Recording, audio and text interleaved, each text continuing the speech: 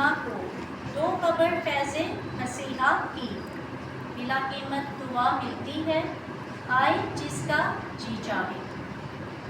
7 صلیبی کلمات کا جو سلسلہ شروع کیا گیا ہے، یہاں پہلا کلمہ سنا، اب دوسرا کلمہ صلیب پر جو خدا یسوع مسیح نے کہا آپ کی خدمت میں پیش کر رہی ہوں۔ دوسرا کلمہ نجات کا کلمہ کہلاتا ہے۔ لوکا رسول کی انجیل 23واں باب اور اس کی 39ویں آیت سے میں خدا کے پاک کلام کو آپ کے لیے پڑھوں گی۔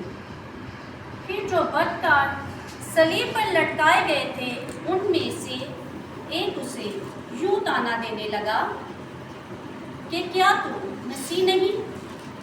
تو آپ کو اور ہم کو بچا۔ مگر دوسرے نے اسے جھڑک کر جواب دیا کہ کیا تو خدا سے نہیں ڈرتا؟ حالانکہ اسی سزا میں گرفتار ہے، اور ہماری سزا تو واجبی ہے کیونکہ اپنے کاموں کا بدلہ پا رہے ہیں۔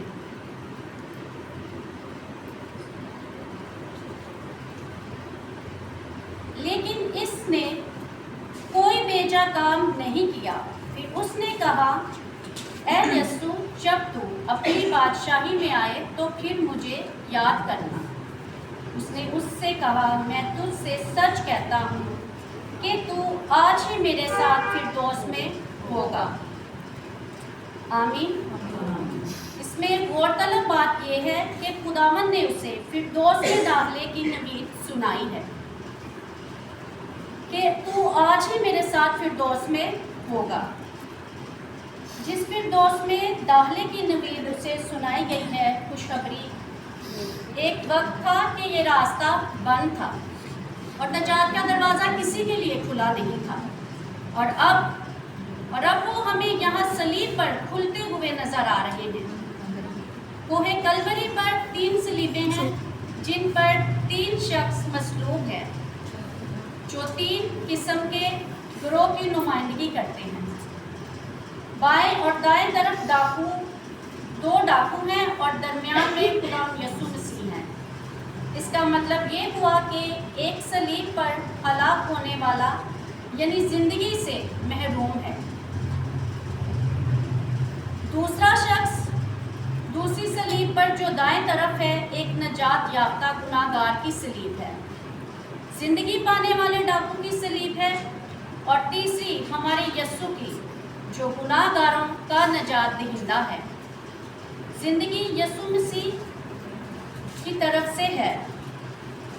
تو 2 ڈاکوؤں کے درمیان مصلوب ہوا یہ کلمہ ہمیں سکھاتا ہے کہ خداوند کی فردوس میں داخل ہونے کے لیے 3 سیڑھیاں ہیں، یعنی 3 سٹیپ ہیں جو نجات کے ہر ایک متلاشی کو طے کرنی ہے۔ پہلی سیڑھی احساس، دوسری سیڑھی اقرار گناہ، اور تیسری سیڑھی جو ہے وہ ترک گناہ کی ہے۔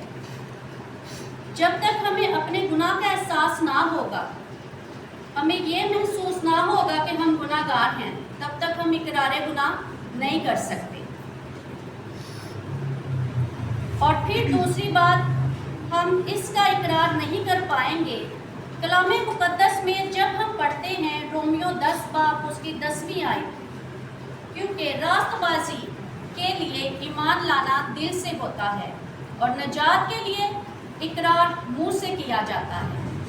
اور تیسرا سٹیپ ترک گناہ، امثال 28 باب اس کی 13ویں آیت میں پڑھتے ہیں، جو اپنے گناہوں کو چھپاتا ہے کامیاب نہ ہوگا، لیکن جو ان کا اقرار کر کے ان کو ترک کرتا ہے اس پر رحمت ہوگی۔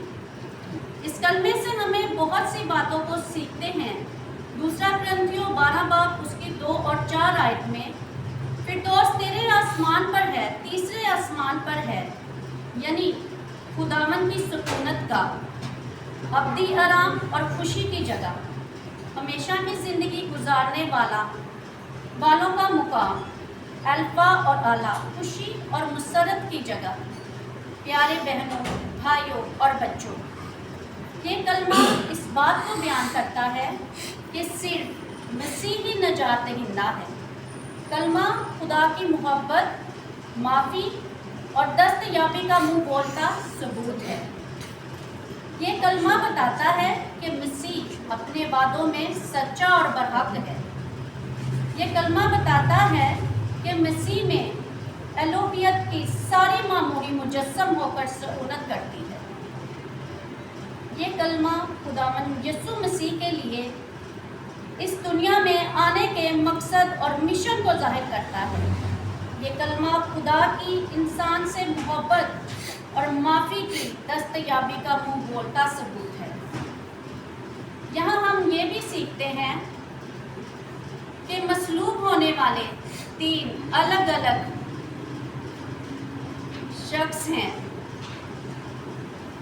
बाएं तरफ वाला डाकू गुनाह में मर गया और दाएं तरफ वाला डाकू गुनाह से माफ़ी हासिल करके, यानी दाएं डाकू मसीह खुदा तो गुनाह के फिदिये में उन्होंने अपनी जान दी। लूका 23वें बाब उसकी 41वीं और 42वीं आयत में हम दाएं डाकू के मुताबिक से पढ़ते हैं। इस गुफ्तगू पर ज़रा गौर करें। चंद बातें नंबर 1 अपने दूसरे साथी से कहता है, क्या तू खुदा से नहीं डरता? इसका मतलब है कि वो इस बात को अयां करता है कि खुदा मुनसफ है।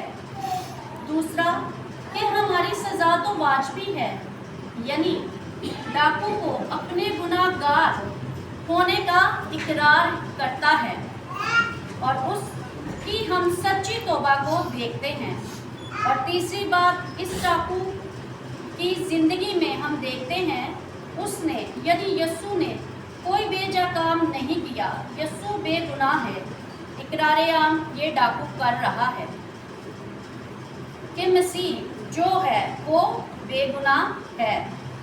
और चौथी बात कि दाएं डाकू ये बयान करता है और कहता है कि ऐ यीशु, जब यीशु मसीह को इन अल्फाज से बुलाता है तो इसका मतलब है कि वो उसे अपना नजात दहिंदा, शख्सी नजात दहिंदा कबूल करता है और फरमाता है, जब तू अपनी बादशाही में आए तो मुझे याद रखना।